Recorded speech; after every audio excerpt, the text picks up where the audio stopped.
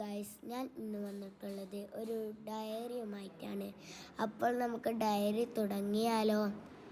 ഇന്ന് ഞാൻ രാവിലെ 6 മണിക്ക് എഴുന്നേറ്റിരുന്നു. പ്രഭാത കൃത്യങ്ങൾ ചെയ്തതിനു ശേഷം ചെടികൾക്ക് വെള്ളം മൊഴിക്കാൻ ഞാൻ പുറത്ത് ഇറങ്ങിയപ്പോൾ നല്ല തണുപ്പ് ഉണ്ടായിരുന്നു. ഇന്നത്തെ പ്രാതൽ വളരെ രുചികരമായിരുന്നു. എനിക്ക് ഏറ്റവും ഇഷ്ടപ്പെട്ട മസാല ദോശ ആയിരുന്നു ഉമ്മ ഇന്ന് ഉണ്ടാക്കിയത്. സ്കൂളിലേക്ക് ഇന്ന് വീട്ടിൽ നിന്നു നേരത്തെ ഇറങ്ങിയിരുന്നു.